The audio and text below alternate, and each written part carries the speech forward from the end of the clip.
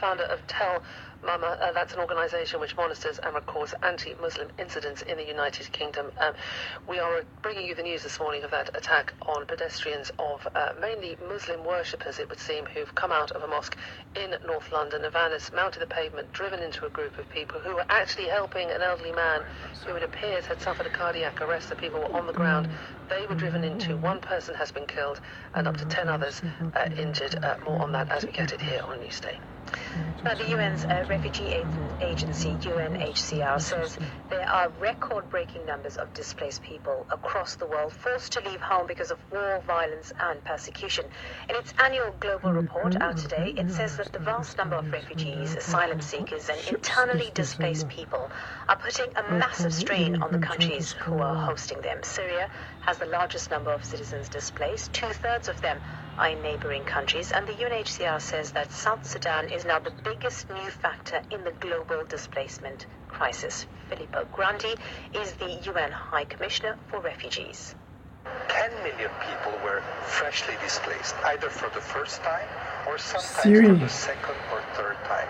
This is evidence of the harshness of conflict and of the price that is paid by civilians in these wars that never get resolved. So we see old conflicts like in Afghanistan or Somalia protracted forever and keeping people in exile for a very extended period of time, decades sometimes. And we see new conflicts erupting, and some of these new conflicts in fact are resumption of old ones, like in South Sudan or in Burundi, for example. And people flee again, and frankly people who escape for the second or third time will think many, many more times before going back home again. Herbert Crawley is a professor of international migration at Coventry University and joins us now. Heaven, welcome to Newsday, and thank you very much for joining us.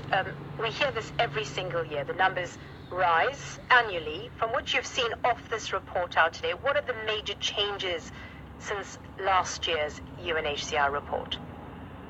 Well, good morning. As Filippo Grandi was saying, actually many of the trends that we've seen over recent years are simply being accelerated or exacerbated. So we've got these protracted, ongoing crises, conflicts that have kind of eased away, ebbed away and come back again, like in South Sudan.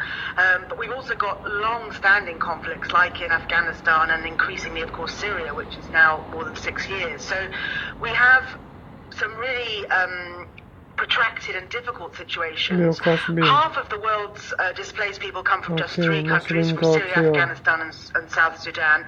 And as the report points out, there are twice as many people who are internally displaced inside their countries as there are refugees, and those people have very little opportunity to access protection of any kind, and they may in fact in the end feel they have no choice other than to move on in order to be able to get some sort of safety. So we've got some really fundamental and long-standing issues that, frankly, the international community is not really dealing with. There's been a lot of focus on some of the more recent and, frankly, small-scale, relatively, issues such as the arrival of people across the Mediterranean to Europe, but we don't often hear about these much longer-term, much more protracted issues. Is it perhaps just too much to cope with? Because there's, as you said, the international community's failing to deal with this. How do they deal with this when the numbers keep going up every single year, and what more can be done?